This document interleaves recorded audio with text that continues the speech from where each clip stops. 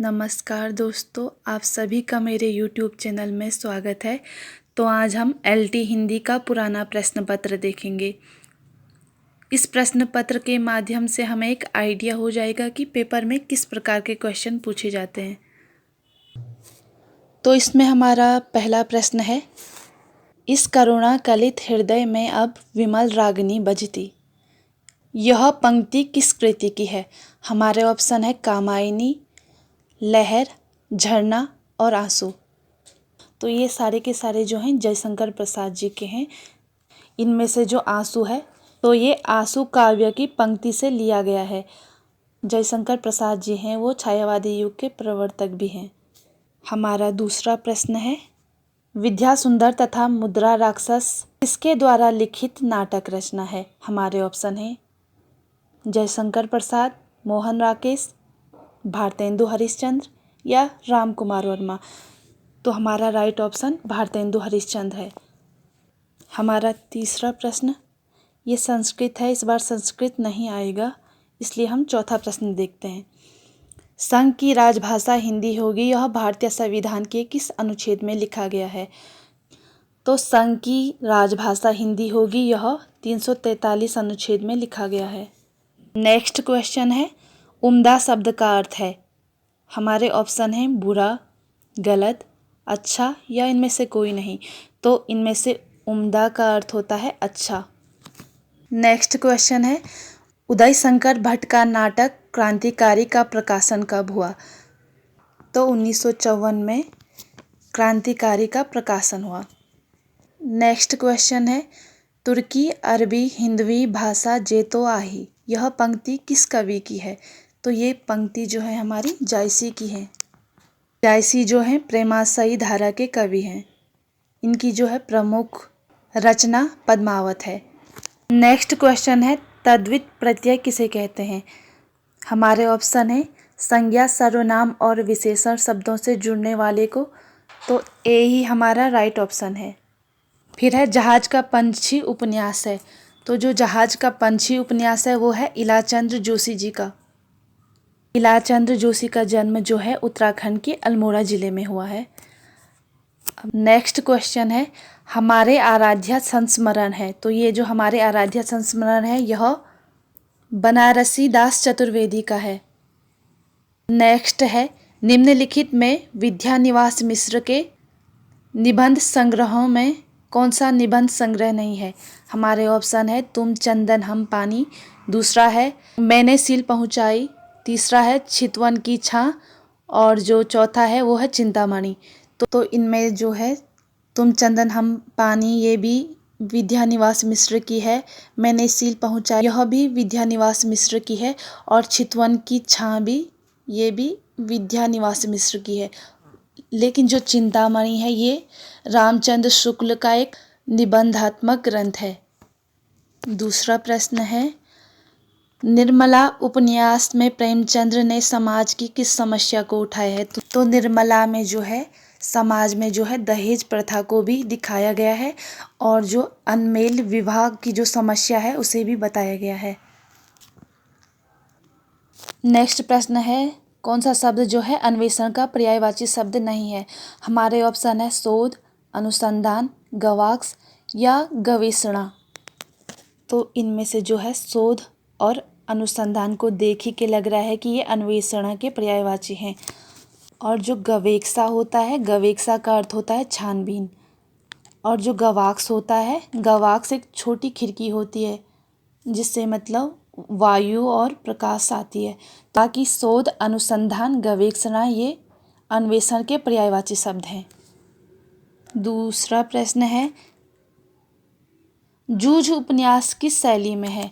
तो जूझ उपन्यास जो है आनंद यादव का उपन्यास है। इन्होंने जो है ये मराठी भाषा में लिखा है। ये आत्मकथात्मक शैली में है। इनको जो है जूझ के लिए जो है 1990 में साहित्य अकादमी पुरस्कार भी मिला। नेक्स्ट प्रश्न है, पल पल में अलंकार है। तो हमारे ऑप्शन है अनुप्रास, पुनरुक्ति, श्लेष या यमक। तो राइट ऑप्शन जो है पुनरुक्ति अलंकार होगा इसमें। नेक्स्ट प्रश्न है, निम्नलिखित में से किसको मनोविश्लेषणवादी कहानी लेखक नहीं माना गया है?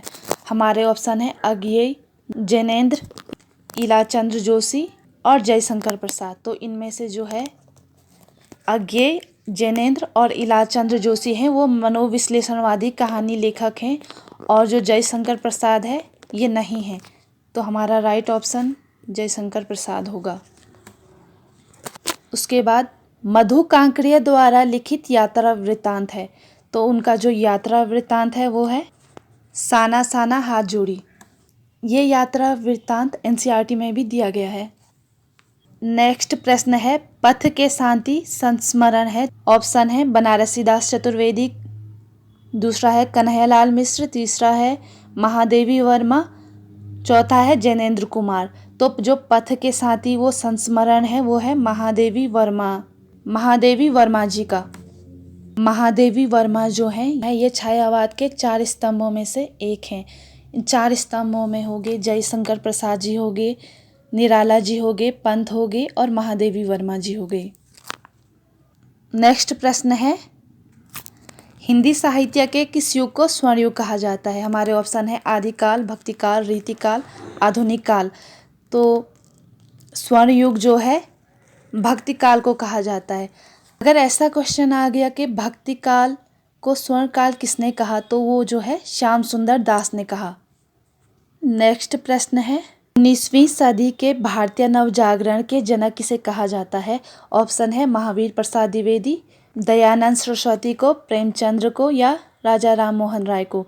तो हमारा राइट ऑप्शन होगा राजा राम मोहन राय को।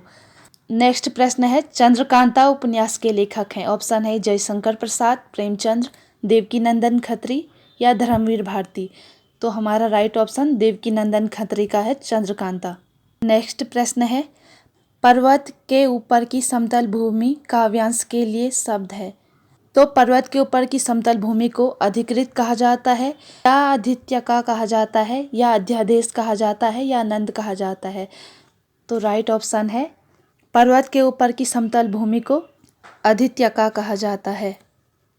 नेक्स्ट प्रश्न है, कोमल किसलय के अंचल में नन्ही कलिका ज्यों छिपती सी, यह कामायनी के किस सर्ग से लिया गया है? तो कामायनी जो महाकाव्य है यह जयशंकर प्रसाद जी का है। कामायनी जो है इसमें 15 सर्ग हैं। 15 सर्ग में चिंता हो गया, आशा, श्रद्धा, काम, वासना, लज्जा, कर्म, ईर्ष्या, ईड़ा, स्वप्न, संघर्ष, निर्वेद, दर्शन, रहस्य और आनंद 15 सर्ग हैं। तो जो ये पंक्ति है ये जो है लज्जा सर्ग से लिया गया है। नेक्स्ट प्रश्न है हमारा, भारतीय संविधान में निम्नांकित अनुच्छेदों में राजभाषा का प्रावधान किसमें है? तो हमारा जो है राइट ऑप्शन जो है डी होगा। तो अनुच्छेद 343 से 351 तक इन अनुच्छेदों में राजभाषा के प्रावधान दिए गए हैं। नेक्स्ट प्रश्न है, काव्य में प्रयुक्त होने पर जिन शब्दों का रूप परिवर्तित नहीं होता। ऑप्शन है क्रियापद, कृतवाच्य, अविकारी या सकर्मक। तो वाक्य में प्रयुक्त होने पर जिन शब्दों का रूप परिवर्तित नहीं होता है वे अविकारी शब्द कहलाते हैं। नेक्स्ट प्रश्न है, मुक्तिबोध की कविता ब्रह्म राक्षस उनके किस काव्य रचना में संकलित है? ऑप्शन है काला और बूढ़ा चांद, चांद का मुंह टेढ़ा है, राग विराग या हरी घास पर क्षण भर। तो इनमें से जो है चांद का मुंह टेढ़ा है, इसमें ब्रह्म राक्षस संकलित है। नेक्स्ट प्रश्न है, तुम चंदन हम पानी निबंध के लेखक हैं। ऑप्शन है विद्यानिवास मिश्र, दूसरा है जैनेंद्र, तीसरा है हरिशंकर परसाई या महादेवी वर्मा। तो इनमें से जो है तुम चंदन हम पानी निबंध के लेखक विद्यानिवास मिश्र हैं। नेक्स्ट प्रश्न है, जिस मूल शब्द से क्रिया बनती है उसे कहते हैं, उसे निपात कहते हैं, धातु कहते हैं, अवयव कहते हैं या योजक कहते हैं। तो उसे धातु कहा जाता है। नेक्स्ट प्रश्न है, गंगोत्कम में कौन सी संधि है? संधि विच्छेद करेंगे तो गंगा, गंगा और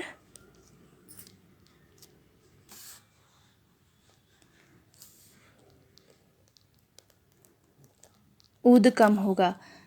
तो इसमें आ और ऊ के निर्माण से जब ओ की मात्रा बनती है तो वह गुण संधि कहलाती है। तो गंगोदकम में गुण संधि है। नेक्स्ट क्वेश्चन है, बंबई के पश्चिमी तट पर बसे हुए बरसोवा गांव के मछुआरों की जीवन कथा को उदय शंकर भट्ट ने किस उपन्यास में वर्णित किया है? हमारे ऑप्शन है कब तक पुकारूं, आधा गांव, सागर लहरें और मनुष्य, जल टूटता हुआ। तो इनमें से जो हमारा राइट ऑप्शन है वो सी होगा, सागर लहरें और मनुष्य। नेक्स्ट प्रश्न है, निराला की बादल राग कविता कितने खंडों में प्रकाशित है? बादल राग जो कविता है ये अनामिका में संकलित है और ये जो है 6 खंडों में प्रकाशित है। नेक्स्ट क्वेश्चन है, राहुल सांकृत्यायन ने आदिकाल को किस नाम से अभिहित किया है? हमारे ऑप्शन है बीजवपन काल, सिद्ध सामंत काल, वीरगाथा काल या चारण काल। तो हमारा जो बीजवपन काल है वो महावीर प्रसाद द्विवेदी ने कहा और जो वीरगाथा काल है वो आचार्य रामचंद्र शुक्ल ने कहा और जो चारण काल नाम दिया वो जॉर्ज गियर्सन और राम कुमार वर्मा ने आदिकाल को जो है चारण काल कहा। और जो सिद्ध सामंत काल है ये राहुल सांकृत्यायन ने आदिकाल को नाम दिया। तो राइट ऑप्शन जो है सिद्ध सामंत काल है। राहुल सांकृत्यायन ने आदिकाल को सिद्ध सामंत काल कहा। अगर क्वेश्चन में आता है आदिकाल को आदिकाल नाम किसने कहा, तो ये हजारी प्रसाद द्विवेदी ने आदिकाल को आदिकाल नाम दिया। नेक्स्ट प्रश्न है, राजभाषा की दृष्टि से भारत के राज्य कितने वर्गों में विभक्त हैं? हमारे ऑप्शन है 5, 7, 3 या 11। तो इनमें हमारा राइट ऑप्शन जो है सी होगा, 3 वर्गों में विभक्त है।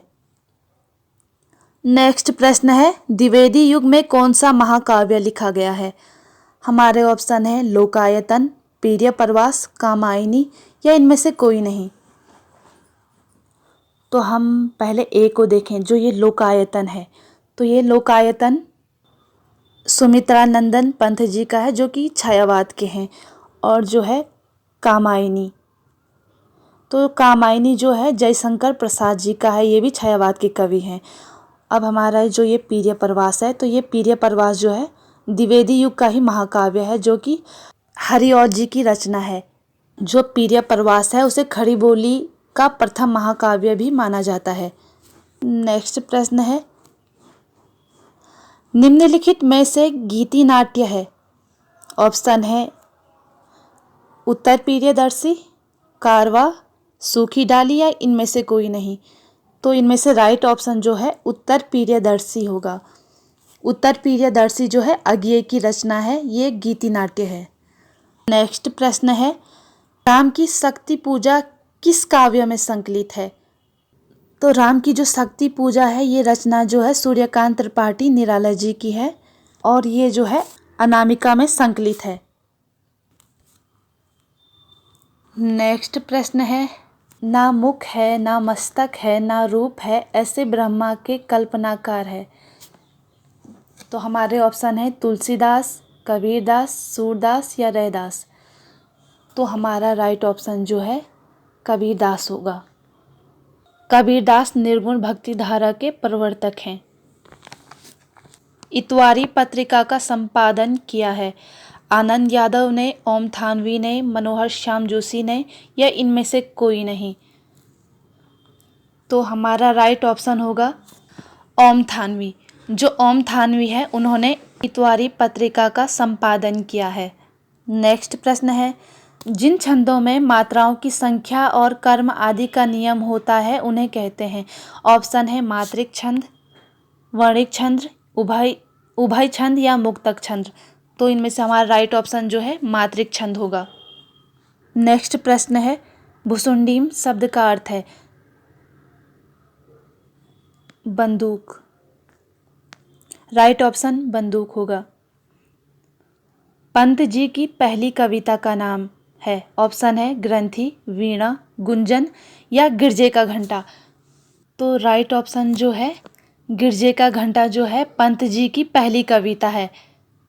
पंत जी का जो जन्म है वो बागेश्वर जिले के कोसानी में 20 मई 1900 ईस्वी में हुआ। नेक्स्ट प्रश्न है मैथिल कोकिल नाम से प्रसिद्ध है। तो हमारे ऑप्शन है खुसरो, विद्यापति, चंद्रवरदाई या खुमान रासो। तो इनमें से जो राइट ऑप्शन है विद्यापति। विद्यापति को मैथिल कोकिल नाम से प्रसिद्ध है। खुसरो को जो है तूतीय हिंद भी कहा जाता है। नेक्स्ट क्वेश्चन है संशय की एक रात कृति के रचनाकार कौन है? ऑप्शन है मुक्तिबोध, त्रिलोचन, नरेश मेहता या धर्मवीर भारती। तो संशय की एक रात जो है नरेश मेहता की है। नेक्स्ट प्रश्न है मधुघट ले जब करती नर्तन, मेरी निपुर के छम छनन, मैं लय होता जग का क्रंदन। यह किस कविता की पंक्तियां हैं? ऑप्शन है मधुशाला, मधुबाला, मधुकलश या निशा निमंत्रण। तो ये जो चारों रचनाएं हैं ये हरिवंश राय बच्चन जी की रचनाएं हैं। तो ये जो पंक्ति है ये मधुबाला से ली गई हुई है। नेक्स्ट प्रश्न है प्रेमचंद्र का जन्म स्थान है। ऑप्शन है सिंही, लम्ही, कर्मनासा या बिरही। तो हमारा जो राइट ऑप्शन है वो है प्रेमचंद्र का जन्म जो है उत्तर प्रदेश के लम्ही गांव में हुआ था। निम्न में से कौन सा शब्द संकर प्रकृति का है? हमारा ऑप्शन है प्रोफेसर, मोटर कार, बम वर्षा या स्टेशन मास्टर। तो हमारा जो राइट ऑप्शन है वो सी होगा। इसमें जो बम है वो अंग्रेजी भाषा का शब्द है और जो वर्षा है वो हिंदी भाषा का शब्द है। नेक्स्ट प्रश्न है निम्न में से दंत्य वर्ण नहीं है। ऑप्शन है द, प, थ या ध। तो इनमें से जो हमारा राइट ऑप्शन है वो प होगा। प जो है वो औष्ठ्य वर्ण है, बाकी द, थ और ध जो है वो दंत्य वर्ण है। नेक्स्ट प्रश्न है लिंग वचन कारक आदि के कारण रूप परिवर्तित होने वाले शब्द को कहते हैं। ऑप्शन है कृत्रिम, विकारी, अविकारी या विकृत। तो हमारा जो राइट ऑप्शन है वो विकारी होगा। विकारी में जो होता है वो लिंग वचन कारक आदि के कारण जो है परिवर्तन हो जाता है। जहाँ परिवर्तन नहीं होता वो अविकारी कहलाता है।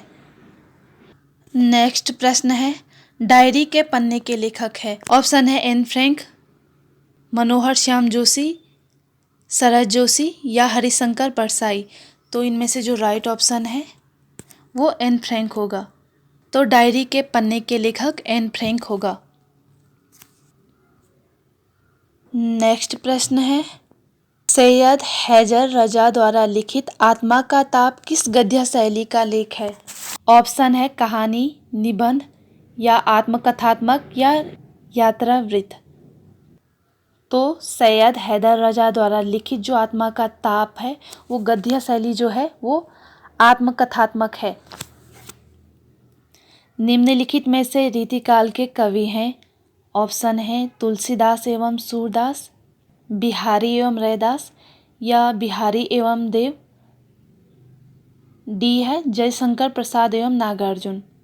ऑप्शन को देखेंगे तो इसमें जो तुलसीदास एवं सूरदास हैं तो ये सगुण भक्ति धारा के कवि हैं और जो कबीर एवं रैदास हैं ये भक्ति काल के निर्गुण धारा के कवि हैं और जो जयशंकर प्रसाद और नागार्जुन है ये आधुनिक काल के कवि हैं और जो बिहारी और देव हैं ये रीतिकाल के कवि हैं।